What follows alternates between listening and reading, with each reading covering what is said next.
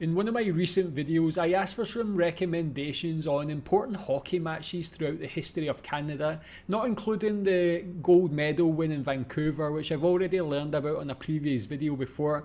And one of the most requested or most recommended was the 1972 Summit Series. So this is something I hadn't actually heard of before someone recommended it. I did a little bit of research before this video, seen it was a series of 8 matches, I believe, between Canada and the Soviet Union. So interesting in itself is like this, as it says, a series of matches. Not only that, is during that time it was against the backdrop of the Cold War, so obviously it has some extra spice, if you want to say that. But obviously I love sport, love hockey, and really interested to learn more about this event. Tell me what you remember about it if you were here. Tell me what you know about it, what you think about it. Let's watch. The Cold War was definitely a defining time for the world. Things like the space race, nuclear war, and technology had so many advancements it seemed to scare the general public.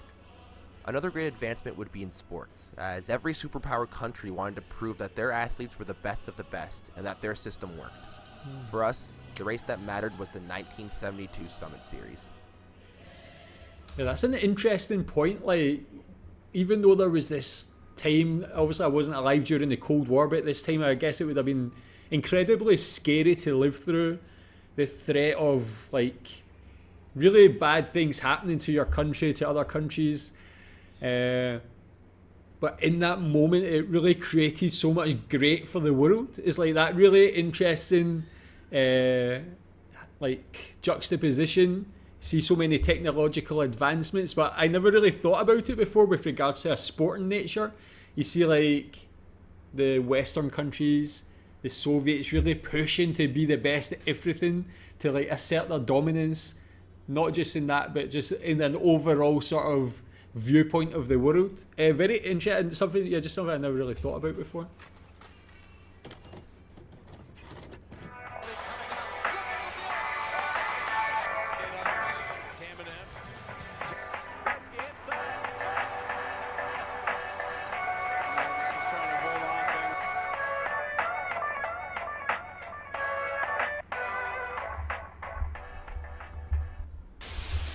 It's the winter of 1971 and the Russians are looking for a little competition.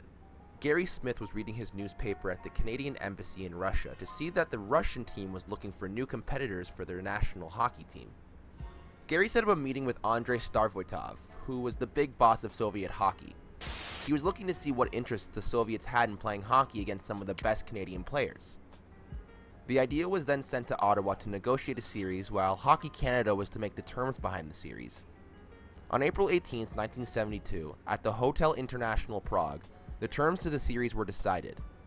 There would be 8 games, 4 matches in Canada played at the Montreal Forum, Maple Leaf Gardens, Winnipeg Arena, and Pacific Arena in Vancouver. Whoa, cool. So they while played the all next around 4 games would be the played in the country? Soviet Union at the Helsinki Ice Palace and held in September of 1972. Now the story turns into one of those epic movies where the team needs to be assembled. Quack Attack is back, Jack! Are you ready to fly? Alan Eagleson was the director behind Hockey Canada, and he planned to bring together the best team he could, starting with the coach. There were talks about having former Boston head coach Harry Sinden, but he had been retired since leaving the Bruins in 1970. Eagleson called up Sinden, and after one interview, the job was his. Sinden selected former player John Ferguson as his assistant coach, after initially trying to recruit Ferguson as a player. Switching to the Soviet side of things, they hired Vsevolod Barbarov as the coach for the series. Barbarov was a former player who had played against Team Canada in the 1950s and later managed the Soviet national soccer team and the Moscow Spartak ice hockey team. This is the first time that Canada was referred to as Team Canada. Some of the other options were turned down, like Eagleson wanted to call them the NHL All-Stars. And Terry Hill, who came up with the name Team Canada, originally wanted to be named the Dream Team. Good thing we went with Team Canada. Yeah, Team Canada is the best one. Along there, I with think. coaching, Harry Sinden was given the task of selecting Team Canada, which would be the first true team composed of NHL All-Stars. When Sinden announced the list of 35 Canadian players on July 12th, one of the conditions of playing was revealed, that the players would have to be signed to an NHL contract by August 13th. One of the problems would be that the WHA was on the rise and many players wanted to sign contracts with them.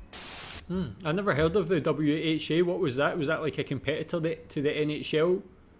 what happened to it? How did the NHL become so strong compared to that? That's interesting. I've watched a lot of hockey videos before, but I've never really seen WHA mentioned. Tell me more about that one. His list of players include Bobby Hull, who at that time already signed with the World Hockey Association. 3 other players Sinden named were Gary Shevers, Derek Sanderson, and J.C. Tremblay. These players hadn't signed with the WHA yet, but would do so and become ineligible. This condition had been negotiated between the NHL and Hockey Canada, but the NHL would not let up. Skipping to some time in the future, the teams have been picked and every player is getting ready to do their thing. On the Canadian side, many players planned to treat the game like it was some simple exhibition match.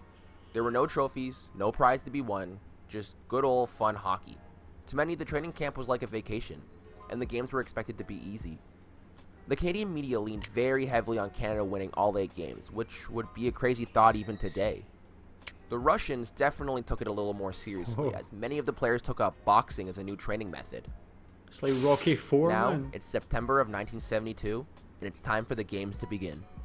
Within 30 seconds, the Canadians rushed down the ice and scored their first goal, and within the first 5 minutes, another goal went in. It's only 5 minutes in, and Canada seems to be doing what everyone expected, but little did they know what they had in store. Now, the style of hockey most people know from this time is a bumps and bruises sort of game. The best way to get the puck was to knock people off of it, but the Russians had a different way of playing. They had a lot more speed and were a lot more agile with the puck. The Canadians knew with the way they were playing, they would be drained before the end of the first period. Canada's worst nightmare came true because as the game continues, the Soviets scored 7 times for a final score of 7-2. Whoa. This was the last result the Canadians expected, and they weren't alone. There was a huge shock all across Canada. Many didn't know that the style of hockey the Soviets played is exactly where we're at now. By game 2, the Canadians... That's interesting as well. Like, obviously, I'm a like football fan, soccer fan, and like even when you go back to like the 90s, people always talk about how you never really got to see football players in other countries because it's not like you have the access today where you can go on YouTube and just watch clips of every footballer, every team. You can get that access so instantly.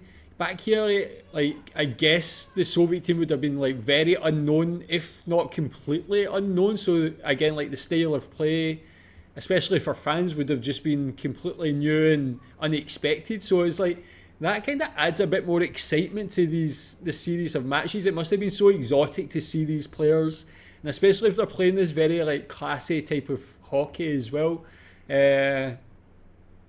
It's again, tell me if you like know about this and like how this Soviet team, like, did they have any influence on today's game with the way it's played? knew what had to be done. They needed to show off the physical gameplay they are well known for.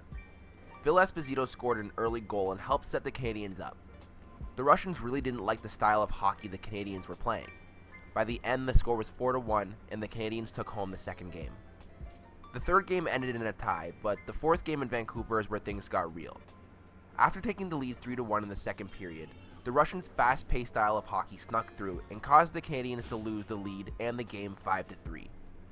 It was heartbreaking for the Canadian fans to watch, causing a flurry of boos to be poured down upon the team. It got to the point where Phil Esposito had to talk to the millions of disappointed fans. For the people across Canada, we tried, we did our best, and for the people that boo us, geez, all of us guys are really disheartened and we're disillusioned and we're disappointed in some of the people. We cannot believe the bad press we've got, the booing we've gotten in our own buildings, and if the Russians boo their players, if the Russians boo their players like some of the Canadian fans, I'm not saying all of them, some of them booed us, then I'll come back and I'll apologize to each one of the Canadians, but I don't think they will. I'm really disappointed. Vancouver. Well, that's quite an honest interview, man, especially as you said, if millions of people were watching. But I can kind of, like, in a way, understand the Canadians' frustrations. Like, again, coming in with that media saying it's going to be like 8-0, just expecting just to be, because having that lack of knowledge about the opposition and stuff like that, people probably just expected like a walkover. But to see it's a lot tougher, I can see why people would be upset. Again, tell me if you remember this. Again, like going back to like that previous example I used, like Rocky IV, it really reminds me of like when you see Ivan Drago in his training like center and stuff. You see the Russians or the Soviets training there and stuff like that. It's like really like Rocky versus Ivan Drago, man. It's quite interesting. Did not expect these results. In a hockey context, of course. In between the games played in Canada and Russia were 2 exhibition matches against the Swedes as another way to chill out before the final competition. But again, never expected to be that easy. The speed of the Swedes were there, and the physicality was an aspect that many didn't expect. The games were both bloodbaths. The Canadians took the first game 4-1, and the second game was a tie 4-4. The games definitely helped build up the team and work on their sportsmanship together. Now it's game 5. Parise scores the only goal of the first period. Clark and Henderson scored in the second to give Canada a 3-0 lead into the third period. At 3:34, the Soviets scored, followed by another Canadian goal. The Soviets then followed up with 4 more goals in a row to take game 5. You can probably imagine how Team Canada felt. The series is now at 3 wins for the Soviets, 2 wins for Canada, and a tie. Canada would need to win the next 3 games to take home the series. True. Game 6 is where the violence takes over. The Canadians were hitting players a lot harder, and any friendships with the Soviets were out the window. At one point, Valery Kharlamov was targeted by Team Canada. Things started to heat up in the second period when Kharlamov knocked down Bobby Clark, who in retaliation rubbed Kharlamov's face with his hand to piss him off. The two would then exchange punches. Later, Clark raced down the ice to catch a streaking Kharlamov and deliberately slashed him in his already sore ankle, injuring it and, according to reports, fracturing it. He was given a 10-minute misconduct penalty, but still won the game in the end 3-2. Now it's important I skip right to Game 8. Game 7 was another Canadian victory, 4-3. Game 8 is where things truly heated up. Heading into the 8th and final game, each team had 3 wins and 3 losses with 1 tie. This could not be any perfectly structured or poised at the end as well. This must have been even as a neutral man, it must have been so enjoyable to watch, so exciting. But when you actually see the action here, man, this is brawls. People really, you can see how much it really means to them. When they were talking about it at the start, they didn't know whether it's just going to be an exhibition match and they go out to play for fun. They're not playing for fun here, man. They're going all out. But the Soviets were ahead in goal differential by 2 goals. Back in Canada, the team wasn't alone as millions of fans tuned in to watch the game. This would be the most viewed sporting event in Canadian history until the 2010 Winter Olympic gold medal game. Whoa. The game starts, and immediately the Canadians can't catch a break. 1 penalty turned into 2, which turned into 3. The referee in the game, Joseph Kampala, called a lot of penalties on Canada. Finally, after JP Parise is called for a penalty that was a lot worse than it should have been, Parise takes a swing at Kampala, getting him kicked. What? No way, man. Has that ever happened before? Has anybody? I've never seen that. I've watched a lot of hockey videos, compilations. I've never seen somebody pretend to hit the referee, man, or what do you call it? With the stick. That is mad. That was a lot worse than it should have been. Parise takes a swing at Kampala, getting him kicked from the game. After the penalty, Canada focuses and scores 2 goals, but the Soviets retaliate with 2 more goals of their own, giving them a 2-goal lead going into the third period. In the third, Phil Esposito turned into a superhero, blocking shots and putting the puck in the net, getting the Canadians to a tied game. But after a Canadian goal, the red light that signals a goal never turned on. Alan Eagleson was not going to let them just get away with that. As he was running up to the light, the police interject themselves, grabbing Eagleson. As he was being subdued by the Soviet police, the Canadian players headed over, and Peter Mahovlich jumped over the boards to confront the police with his stick. That's a real Canadian for you. This is I did not expect this, man. The guy getting huckled out of there by the police trying to, not even that, just the Russians trying to play games by not turning the light on. The whole team going to attack Russian policemen. Do they want to be sent to Siberia to do some hard labor, man? That is really some brave stuff to do. As he was being subdued by the Soviet police, the Canadian players headed over, and Peter Mahovlich jumped over the boards to confront the police with his stick. That's a real Canadian for you. That is. Eagleson was freed, and the coaches escorted him across the ice to the bench as he flipped off the Soviet crowd. In the final minutes of play, with Phil Esposito, Yvonne Coroner, and Peter Mahovlich out on the ice, Paul Henderson stood up on the bench and called Mahovlich off the ice as he skated by.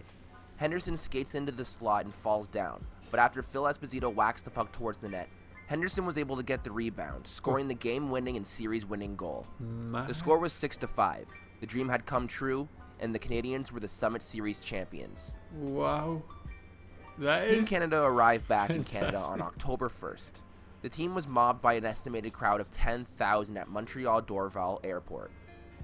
In Toronto, an estimated crowd of 80,000 people attended a ceremony at Nathan Phillips Square to salute the players. After the series, it was reported that NHL President Clarence Campbell and Chicago Blackhawks owner Bill Wirtz had concluded an agreement with the Soviets for the Soviet national team to play an exhibition series in January 1973 against the Boston Bruins, New York Rangers, and Chicago Blackhawks. Now, this never ended up happening, but something very similar would soon come. Thanks for watching my video about the Summit Series. Be sure to I mean, go subscribe to that channel. That is fantastic stuff. That is brilliant, man. I mean, not just as a sports fan, that is the sort of thing I love, man. There's just so much drama there. I'd love to just see that whole series. I mean, even if not the whole series, just that last match. That sounded like nothing I've ever heard before, man. Like the guy run, like just so much drama, especially attacking police.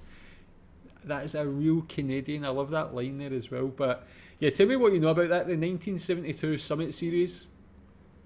Did you know all of that drama that went on, man? What do you think about it? And yeah, how's it remembered in Canada today? Thanks.